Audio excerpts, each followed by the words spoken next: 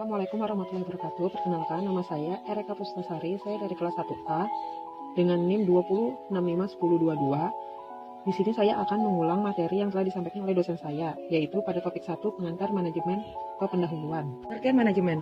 Menurut George R. Terry, manajemen adalah proses yang khas terdiri dari tindakan-tindakan planning, organizing, actuating, dan controlling yang dilakukan untuk menentukan serta mencapai sasaran-sasaran yang telah ditentukan melalui pemanfaatan sumber daya manusia dan sumber-sumber lainnya.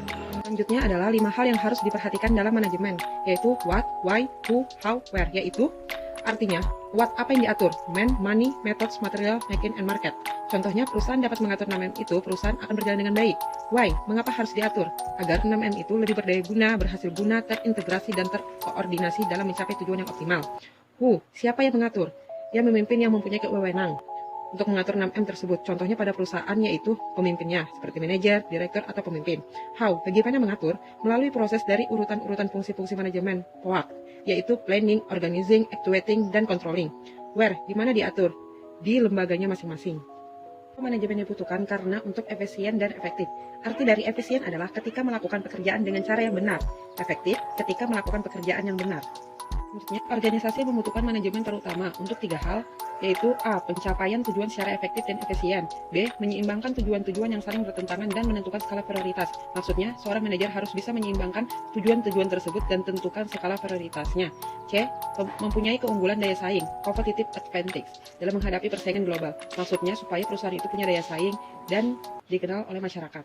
Selanjutnya, beberapa pokok pikiran penting dalam pengantar manajemen yaitu proses, perencanaan, pengorganisasian, memimpin atau kepemimpinan, penguasaan, menggunakan semua sumber daya organisasi, yaitu sumber daya manusia atau lainnya, upaya mencapai tujuan, yaitu perusahaannya mencapai tujuannya. Selanjutnya, fungsi-fungsi manajemen, yaitu perencanaan, pengorganisasian, pengarahan dan pengimplementasian, pengawasan dan pengendalian. Fungsi perencanaan, sebuah proses yang menyangkut upaya untuk mengantisipasi kecenderungan di masa yang akan datang dan menentukan taktik untuk mewujudkan tujuan organisasi. Kegiatan dalam fungsi perencanaan. 1. Menetapkan tujuan dan target bisnis. Perusahaan harus punya tujuan. 2. Merumuskan strategi untuk mencapai tujuan dan target bisnis tersebut. Apa saja langkah-langkah yang harus dilakukan untuk strateginya. 3. Menentukan sumber-sumber daya yang diperlukan. Sumber daya yang diperlukan yaitu 6M. Man, money, methods, material, making, and market. 4. Menetapkan standar atau indikator keberhasilan dalam pencapaian tujuan dan target bisnis. Jadi, perusahaan harus ada indikator atau standarnya, biasanya dalam bentuk angka. Contoh, dikatakan berhasil ketika laba mencapai sekian-sekian-sekian, seperti itu. 2. Fungsi pengorganisasian, proses yang menyangkut bagaimana strategi dan taktik yang telah dirumuskan dalam perencanaan didesain dalam struktur organisasi serta sistem dan lingkungan organisasi yang kondusif. Kegiatan dalam fungsi pengorganisasian. 1. Mengalokasikan sumber daya. Jadi karyawan itu harus tahu tugasnya di mana-mana. 2. Menetapkan struktur organisasi.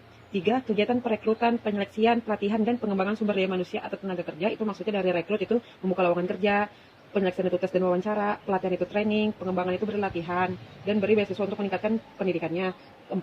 Kegiatan penempatan sumber daya manusia pada posisi yang paling tepat, itu maksudnya sesuai dengan keahliannya. 3. Fungsi pengarahan dan implementasi, artinya karyawan diberitahu tugasnya apa agar dapat bertanggung jawab atas atasannya. Kegiatan dalam fungsi pengarahan dan implementasi.